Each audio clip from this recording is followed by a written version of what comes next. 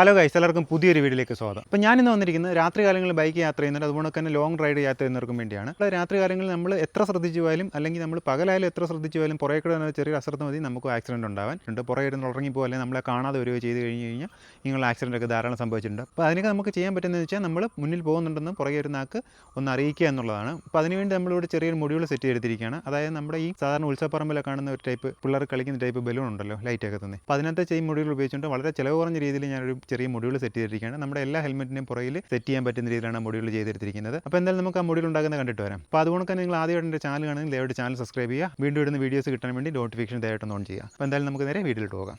ഞാൻ ആദ്യം തന്നെ ഇതിലത്തെ ഒരു PVC ഷീറ്റ് കട്ട് ചെയ്തെടുത്തിരിക്കുകയാണ്. ഇത് നമുക്കൊരു വലിയ പീസിൽ നിന്നാണ് ഷീറ്റ് കട്ട് ചെയ്തെടുത്തിരിക്കുന്നത്. അപ്പോൾ ഇതിലത്തെ PVC ഷീറ്റ് നോക്കുന്ന എല്ലാവർക്കും അറിയായിരിക്കും. നമ്മൾ റൗണ്ട് വൈപ്പ് കട്ട് ചെയ്തിട്ട് നല്ല പ്രതലത്തിൽ വെച്ചിട്ട് വെയിറ്റ് കൊടുത്തു കഴിഞ്ഞാൽ, ചൂടാക്കിയിട്ട് വെയിറ്റ് കൊടുത്തു കഴിഞ്ഞാൽ ഇത് നമുക്ക് ഷീറ്റായിട്ട് കിട്ടും. ഈ ഷീറ്റിൻ്റെ ഒരു കുറച്ച് ഭാഗം ഞാൻ എടുത്തിട്ടുണ്ട്. വലിയ തിക്നെസ് ഉള്ള പീസല്ല എടുത്തേക്കുന്നത്. അതുകൊണ്ട് നമുക്ക് തന്നെ പെട്ടെന്ന് വളയ്ക്കാനും നമ്മുടെ രീതിയിലൊക്കെ മാറ്റിയെടുക്കാൻ ഇതുകൊണ്ട് കഴിയും. അപ്പോൾ നമുക്ക് ഈ ഒരു ചെറിയ PVC ഷീറ്റ് എടുത്തിട്ട് നമുക്കിനി ഹെൽമെറ്റിൻ്റെ എവിടെയാണ് നമ്മളിത് മൗണ്ട് ചെയ്യാൻ പോകുന്നത് ആ മൗണ്ട് ചെയ്യുന്ന സാധനത്തിലുള്ള ഒരു ചെറിയൊരു വളവ് നമ്മൾ എടുക്കണം. എല്ലാ ഹെൽമെറ്റിൻ്റെയും പൊതുവേ പുറവശം ഒരു ചെറിയ റൗണ്ട് ഷേപ്പിലായിരിക്കും വരുന്നത്.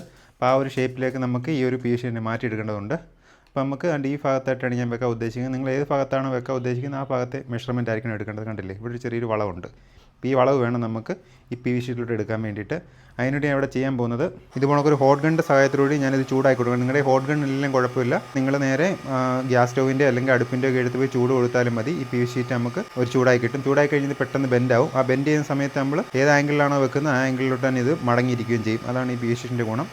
അതുകൊണ്ടാണ് നമ്മളെല്ലാവരും ഈ PVC ഷീറ്റ് യൂസ് ചെയ്യുന്നത്. ഓക്കെ, PVC ഷീറ്റ് ചൂടായി വന്നിട്ടുണ്ട്. ഇനി നമുക്കിത് നമ്മുടെ ഹെൽമെറ്റിൻ്റെ പുറശത്തോട്ട് കറക്റ്റ് ഏത് സ്ഥലത്താണ് വെക്കുന്ന ആ സ്ഥലത്തോട്ട് വെച്ചിട്ട് നമുക്കിത് മടങ്ങി കൊടുക്കാം. ഓക്കെ, കുറച്ച് നേരം തന്നെ ഇങ്ങനെ ഹോൾഡ് ചെയ്ത് അങ്ങ് പിടിക്കണം. അപ്പോൾ ആ ഒരു ചൂട് മാറുന്ന സമയത്ത് നമുക്ക് ഈ ഒരു ഷേപ്പിലോട്ട് ഇത് മടങ്ങി കിട്ടും. ഓക്കെ, നമുക്ക് ആ ഒരു ഷേപ്പിലോട്ട് ഇത് മടങ്ങിയിരിക്കുകയാണ്, കണ്ടില്ലേ. ഇനി നമുക്ക് ഇതിലത്തെ രണ്ട് ചെറിയ പീസ് എടുത്തിട്ട് നമ്മുടെ PVC ഷീറ്റിൻ്റെ ആദ്യം ഒരു വളവ് കട്ട് ചെയ്തില്ല, ആ വളവിൽ നമ്മൾ ഇത് കണക്ക് വെച്ചിട്ട് ഒന്ന് മാർക്ക് ചെയ്തെടുക്കാം. അതുകൊണ്ട് മറ്റേതിൽ നമുക്കൊന്ന് മാർക്ക് ചെയ്തെടുക്കാം. ഇനി നമുക്ക് ഈ മാർക്ക് ചെയ്ത പോർഷനിലൂടെ ഇത് കട്ട് ചെയ്ത് ഒഴിവാക്കാം.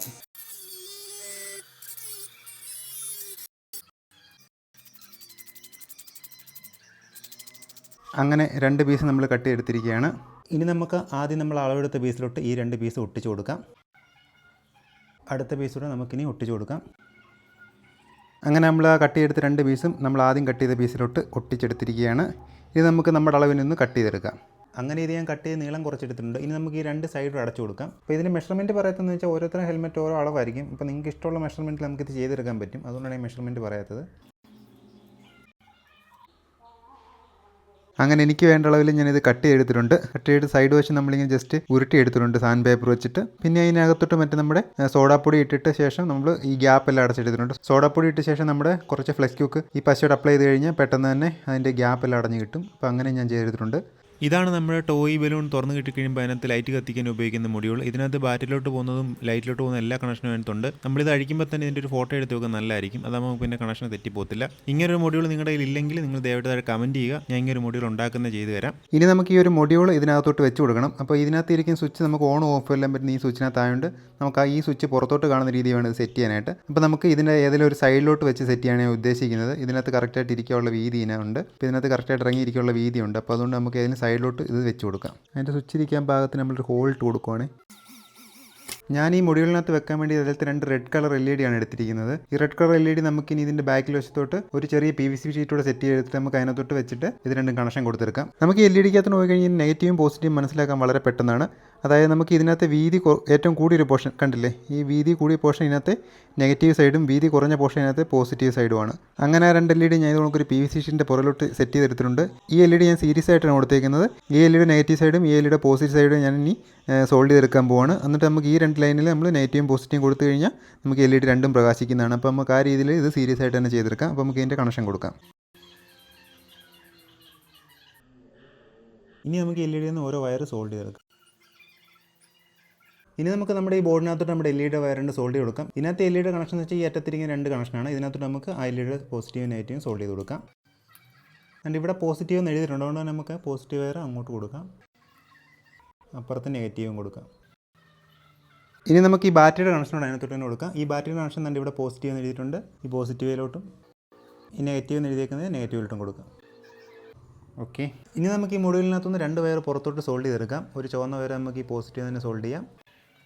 ഇതെന്തിനാണെന്ന് വെച്ച് കഴിഞ്ഞാൽ നമുക്കിതിനകത്ത് ചാർജർ ആഡ് ചെയ്യാൻ വേണ്ടിയാണ്, ബാറ്ററിയുടെ ചാർജർ കൂടെ കൊടുക്കാൻ വേണ്ടിയാണ് നമ്മൾ ഇതുപോലെ സോൾഡ് ചെയ്തെടുക്കുന്നത്.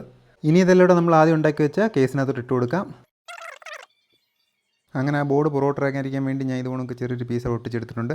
ഇനി നമുക്ക് ഈ ബാറ്ററിനകത്തോട്ട് ഇറക്കി വെക്കാം. ബാറ്ററി ഇറക്കിയ ശേഷം നമുക്ക് ഈ 2 വയർ എടുത്ത് പുറത്തോട്ട് ഇട്ടേക്കാം. അങ്ങനെ ചാർജിങ്ങിന് വേണ്ടിയുള്ള നമ്മൾ 2 വയറും പുറത്തോട്ട് എടുത്തിട്ടുണ്ട്. ഇനി നമുക്ക് ഈ മുകൾ വശത്തെ LED വരുന്ന ഭാഗം കൂടെ ഇതിനകത്തോട്ട് വെച്ചിട്ട് ഒട്ടിച്ച് കൊടുക്കാം. ഈ പശ ഇങ്ങനെ ഒഴിക്കുന്ന സമയത്ത് ഒരു കാരണവശാലും സ്വിച്ചിൻ്റെ ഔട്ട് പോകരുത്. കാരണം സ്വിച്ചിനകത്തോട്ട് പശ കയറി കഴിഞ്ഞ് കഴിഞ്ഞാൽ പിന്നെ ഈ ബോർഡ് മൊത്തത്തിൽ കംപ്ലൈൻ്റ് ആകും. പിന്നെ നമുക്ക് സ്വിച്ച് വർക്ക് ചെയ്യിക്കാൻ പറ്റാതായിപ്പോൾ. ഇനി നമുക്ക് ഇതിൻ്റെ എല്ലാ സൈഡിലും പുറത്തോട്ടിരിക്കുന്ന എല്ലാ ഭാഗങ്ങളും കട്ട് ചെയ്ത് ഒഴിവാക്കാം. തള്ളി ഇരിക്കുന്നതെല്ലാം നമുക്ക് കട്ട് ചെയ്ത് സ്മൂത്ത് ചെയ്തെടുക്കാം. അങ്ങനെ അതിൻ്റെ സൈഡെല്ലാം കളഞ്ഞ് നമ്മൾ സ്മൂത്താക്കി എടുത്തിട്ടുണ്ട്. ഇനി നമുക്ക് ഇതിനകത്തോട്ട് ഇതിൻ്റെ ചാർജറിൻ്റെ പിന്നോടെ സെറ്റ് ചെയ്ത് നോക്കാം. അപ്പോൾ ഞാൻ ഇതിനകത്ത് ഉപയോഗിക്കുന്നത് എൻ്റെ വാച്ചിൻ്റെ ചാർജറാണ്. നമുക്ക് ഇതിനകത്ത് ഇനി കണ്ടുപിടിക്കാനുള്ളത് ഇതിൻ്റെ പോസിറ്റീവ് ലൈനും നെഗറ്റീവ് ലൈനും ഏതാണെന്നാണ്. നമുക്ക് വളരെ പെട്ടെന്ന് തന്നെ കണ്ടുപിടിക്കാം. അപ്പോൾ ഞാനിത് കണ്ടുപിടിക്കുന്നത് ഇത് പ്ലഗ് ഇൻ ചെയ്തിട്ട് ഇതിപ്പോൾ ഞാൻ പ്ലഗ് ഇൻ ചെയ്തിട്ടേക്കുവാണ്. ഈ 2 ഇതിൻ്റെ കണക്ഷൻ പോകുന്നത് കണ്ടില്ലേ. ഈ മാഗ്നറ്റോട് ചേർന്ന് ഈ 2 പിന്നാണ് ഇതിൻ്റെ കണക്ഷൻ. ഇതിൽ ഏതെങ്കിലും ഒരു പിന്നിലോട്ട് നമുക്കൊരു റെസിസ്റ്റർ കണക്ട് ചെയ്ത് കൊടുക്കാം. ഇപ്പോൾ ഞാൻ 1 ohmൻ്റെ റെസിസ്റ്ററാണ് കണക്ട് ചെയ്തേക്കുന്നത്. നമുക്ക് റെസിസ്റ്ററിൻ്റെ കാലിൽ നിന്നും അടുത്ത കാലിലോട്ട് ഇങ്ങനെ ജസ്റ്റ് ഈ ബൾബിൻ്റെ നോപ്പൊന്നും മുട്ടിച്ച് കൊടുക്കാം. ഇപ്പോൾ LED കത്തുന്നില്ല. ഇനി LED ഒന്ന് തിരിച്ചു കൊടുത്തു നോക്കാം. Okay, LED കത്തിയിട്ടുണ്ട്.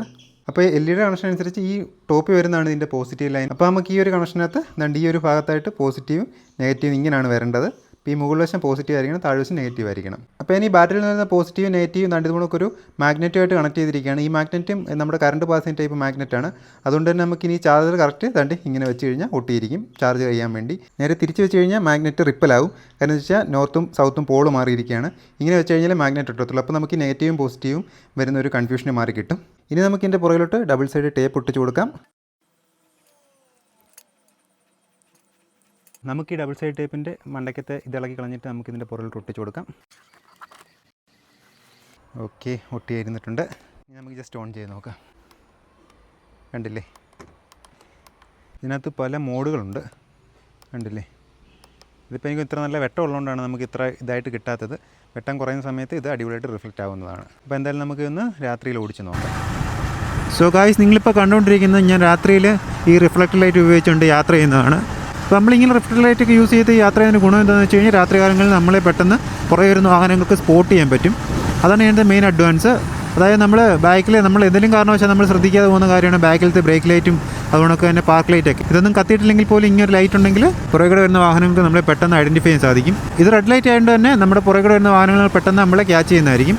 ഇത് പിന്നെ 3.7 LED ലൈറ്റ് ആയതുകൊണ്ട് തന്നെ പുറകിലൂടെ വരുന്ന ഡ്രൈവർമാർക്ക് ഇത് വലിയ ബുദ്ധിമുട്ടുണ്ടാകത്തുമില്ല. അപ്പോൾ ഇതുണ്ടാക്കുന്ന എല്ലാവർക്കും മനസ്സിലായെന്ന് തോന്നുന്നു. അപ്പോൾ ഈ വീഡിയോ ആവശ്യമുള്ളവർക്ക് വേണ്ടി നിങ്ങളൊന്ന് ഷെയർ ചെയ്ത് കൊടുക്കുക. അതുകൊണ്ട് തന്നെ നിങ്ങൾ എൻ്റെ ചാനൽ ആദ്യമായിട്ട് കാണുന്നതിൽ ദയവായിട്ട് ചാനൽ സബ്സ്ക്രൈബ് ചെയ്യുക. എന്തായാലും നമുക്ക് അടുത്ത വീഡിയോയിൽ വീണ്ടും കാണാം.